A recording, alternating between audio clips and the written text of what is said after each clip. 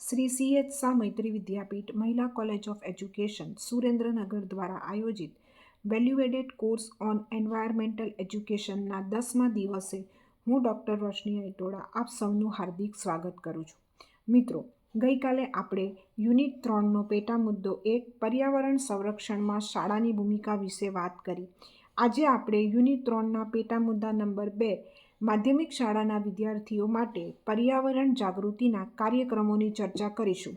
સૌ પ્રથમ તો માધ્યમિક શાળાના વિદ્યાર્થીઓ માટે પર્યાવરણ જાગૃતિના કયા કયા કાર્યક્રમો કરી શકાય તેનો એક ઓવરવ્યૂ જોઈશું, જેમાં બુલેટિન બોર્ડ, રેલીઓનું આયોજન, પ્રાકૃતિક શિક્ષણ શિબિર, વિવિધ સ્પર્ધાઓનું આયોજન, વૃક્ષારોપણ કાર્યક્રમનું આયોજન, પ્રોજેક્ટ કાર્યની સોંપણી, પર્યાવરણને લગતા વિવિધ દિવસોની ઉજવણી, સેમિનારનું આયોજન, વિવિધ અભયારણ્ય અને રાષ્ટ્રીય ઉદ્યાનોની મુલાકાત, તજજ્ઞોના પ્રવચન ગોઠવવા, પ્રદર્શન ગોઠવવું અને ફિલ્મ શો.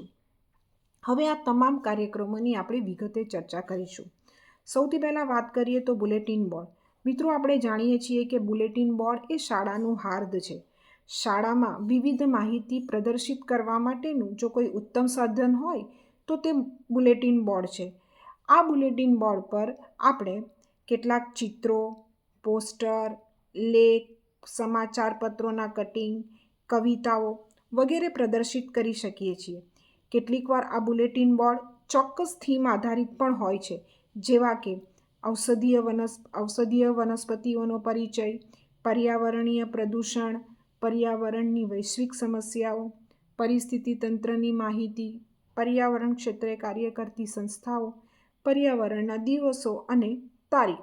આ ચોક્કસ થીમ આધારિત પણ આપણે બુલેટિન બોર્ડ પર કૃતિઓ પ્રદર્શિત કરી શકીએ છીએ. ત્યારબાદ વાત કરીએ તો રેલીઓનું આયોજન. મિત્રો, રેલી એ જનજાગૃતિ લાવવા માટેનું ઉત્તમ સાધન છે. તો પર્યાવરણના વિવિધ દિવસો જેવા કે પર્યાવરણ દિન, વિશ્વ વન દિન, વિશ્વ વસ્તી દિન, વિશ્વ ઓઝોન દિન, આવા અલગ અલગ દિવસોએ આપણે રેલીઓનું આયોજન કરી વિદ્યાર્થીઓમાં તો જાગૃતતા લાવી શકીએ છીએ, પરંતુ આસપાસના વિસ્તારના લોકોમાં પણ આપણે જાગૃતતા લાવી શકીએ છીએ. ત્યાર પછી વાત કરીએ તો પ્રાકૃતિક શિક્ષણ શિબિર. મિત્રો, પ્રાકૃતિક શિક્ષણ શિબિર એ પર્યાવરણ માટે ખાસ અગત્યની બાબત છે. આ જે શિબિર છે એ પ્રવાસ અને પર્યટન પર આધારિત પદ્ધતિ છે. સરકારના જંગલ ખાતા દ્વારા WWF, centre for environment education જેવી બિનસરકારી સંસ્થા દ્વારા આવા શિબિરોનું આયોજન કરવામાં આવે છે. આવા શિબિરોમાં ભાગ લઈ આપણે વિદ્યાર્થીઓને પ્રકૃતિના સાનિધ્યમાં રહેવાની અને પ્રકૃતિને નજીકથી અનુભવવાની તક આપીએ છીએ.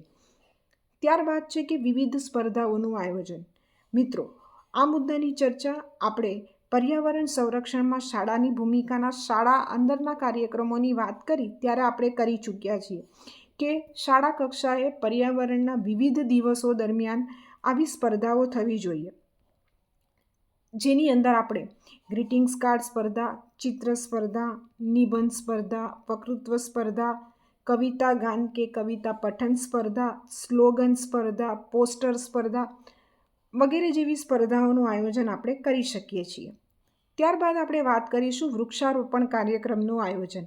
મિત્રો, આ મુદ્દો પણ આપણે અગાઉ જોઈ ચૂક્યા છીએ કે વિશ્વ વન દિન, પર્યાવરણ દિન, વૃક્ષ સપ્તાહ, આ અલગ અલગ દિવસોમાં આપણે શાળામાં અને શાળાની બહાર આસપાસના વિસ્તારોમાં વૃક્ષારોપણ કાર્યક્રમનું આયોજન આપણે કરી શકીએ. મિત્રો, શાળા કક્ષાએ આપણે એક બીજું કાર્ય કરવું હોય તો વિદ્યાર્થીઓને પ્રોજેક્ટ આપી શકીએ. આ પ્રોજેક્ટના વિષયો આ મુજબ હોઈ શકે: પર્યાવરણની મુખ્ય સમસ્યાઓ, પર્યાવરણ સંરક્ષણ પરિયોજના, જૈવિક વિવિધતા, જૈવ મંડળ, ઉર્જા અને પર્યાવરણનો સંબંધ, ઔષધીય વનસ્પતિઓ, વિવિધ ઉર્જા સ્ત્રોતના ઉપયોગની પર્યાવરણ પર અસર, પ્રદૂષણ અને તેની હાનિકારક અસરો. આવા અલગ અલગ વિષયો પર વિદ્યાર્થીઓ માહિતી એકત્રિત કરી એક નાનકડો પ્રોજેક્ટ તૈયાર કરી શકે. તો આ પ્રોજેક્ટ પણ તેમને પર્યાવરણ પ્રત્યે જાગૃતિ ઉત્પન્ન કરી શકે છે. ત્યારબાદ વાત કરીએ કે પર્યાવરણને લગતા વિવિધ દિવસોની ઉજવણી. તો કયા કયા દિવસો આપણે ઉજવી શકીએ?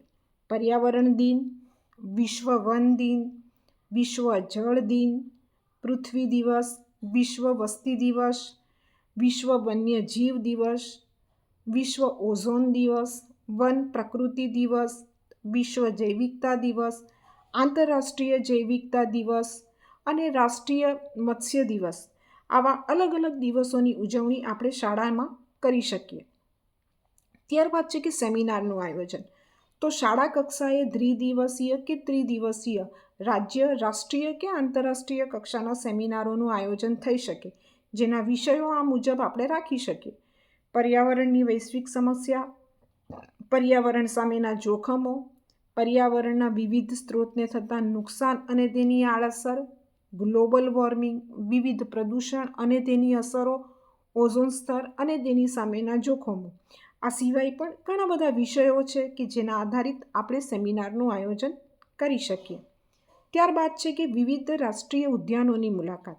મિત્રો, જ્યારે રાષ્ટ્રીય ઉદ્યાનોની વાત આવે કે અભયારણ્યની વાત આવે ત્યારે આ સ્થળોએ મુલાકાત માટે આપણે પૂર્વ મંજૂરીની આવશ્યકતા હોય છે. તો રાષ્ટ્રીય ઉદ્યાનો હોય કે અભયારણ્ય હોય, એની મુલાકાત જ્યારે પણ આપણે ગોઠવીએ ત્યારે પૂર્વ મંજૂરી લેવી અતિ આવશ્યક છે.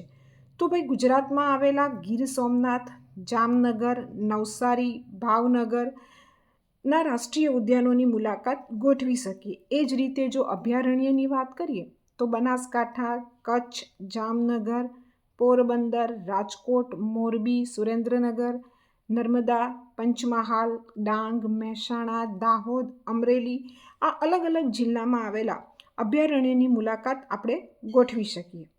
ત્યારબાદ આપણે વાત કરીએ તજજ્ઞોના પ્રવચન. શાળા કક્ષાએ સેમિનાર સિવાય આપણે જો કંઈક નવું કરવા માંગતા હોય તો તજજ્ઞોના પ્રવચન પણ આપણે ગોઠવી શકીએ. વન અધિકારી હોય, પ્રદૂષણ નિયંત્રણ બોર્ડના સભ્યો હોય, પર્યાવરણ ક્ષેત્રે કાર્ય કરતી NGOના સભ્યો હોય, પર્યાવરણ સંબંધી કોઈ નિષ્ણાંત વ્યક્તિઓ હોય તો એમને આમંત્રિત કરી વિવિધ વિષયો પર આપણે એમના પ્રવચનો ગોઠવી શકીએ. ત્યારબાદ છે કે પ્રદર્શન. તો પર્યાવરણ પર આધારિત ચિત્રો, ફોટોગ્રાફ્સ, પોસ્ટર, પુસ્તકો, વર્તમાનપત્રોના લેખો વગેરેનું પ્રદર્શન આપણે શાળા કક્ષાએ ગોઠવી શકીએ. આ સિવાય આપણે વિદ્યાર્થીઓ પાસે પર્યાવરણની સમસ્યા અને તેને હલ કરવાની બાબતો પર મોડેલ્સ તૈયાર કરાવીને પણ તેનું પ્રદર્શન આપણે યોજી શકીએ. અથવા તો બીજી કોઈ પણ શાળાની અંદર આવું પ્રદર્શન ગોઠવાયું હોય તો આપણે વિદ્યાર્થીઓને મુલાકાત માટે પણ ત્યાં લઈ જઈ શકીએ. Film show.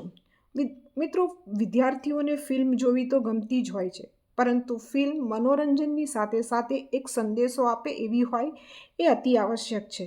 તો આપણે વિદ્યાર્થીઓ માટે પર્યાવરણના વિવિધ વિષયો પર બનાવવામાં આવેલી દસ્તાવેજી ફિલ્મો, પર્યાવરણીય મુદ્દાને દર્શાવવા સત્ય ઘટના પર બનેલી ફિલ્મો બતાવી શકાય. હવે પ્રશ્ન એ થાય કે કઈ કઈ પ્રકારની ફિલ્મો બતાવી શકાય? દસ્તાવેજી ફિલ્મો તો છે જ, પણ એ સાથે બોલિવૂડ અને હોલિવૂડની કેટલીક એવી ફિલ્મ છે કે જે આવા પર્યાવરણના મુદ્દા ઉપર બનેલી છે. તો હું તમારી સમક્ષ કેટલીક ફિલ્મો મૂકું છું જે આપ વિદ્યાર્થીઓને બતાવી શકો. સૌથી પહેલી છે કે કડવી હવા, જે દુષ્કાળગ્રસ્ત બુંદેલખંડ પ્રદેશની સાચી ઘટનાઓ પર પ્રેરિત આ ફિલ્મ છે. ત્યાર પછીની બીજી ફિલ્મ છે ભોપાલ એક્સપ્રેસ. 1984માં બનેલ ભોપાલ ગેસ દુર્ઘટનાથી આપણે સૌ પરિચિત છીએ. તો ભોપાલ એક્સપ્રેસ મૂવી પણ આપણે વિદ્યાર્થીઓને બતાવી શકીએ. ત્યાર પછી વાત છે કે ઈરાદા, જે ભટિંડા અને તેના થર્મલ પાવર પ્લાન્ટ્સ અને ફેક્ટરીઓને દર્શાવતી ફિલ્મ છે. ત્યાર પછી જલ, જે કચ્છના રણમાં આવેલા 2 ગામડાઓ અને પાણીની શોધની વાર્તા દર્શાવતી ફિલ્મ છે. અને ત્યારબાદ છે કે કૌન કિતને પાની મેં, જે પાણીની અછતના મુદ્દાને સ્પર્શતી ફિલ્મ છે. તો આવી ફિલ્મો દ્વારા પણ આપણે વિદ્યાર્થીઓની અંદર પર્યાવરણની જાગૃતિ લાવી શકીએ. તો શાળા કક્ષાએ આવા વિવિધ પ્રકારના કાર્યક્રમો હાથ ધરીને આપણે આપણા વિદ્યાર્થીઓની અંદર પર્યાવરણની જાગૃતતાને કેળવી શકીએ છીએ. આભાર.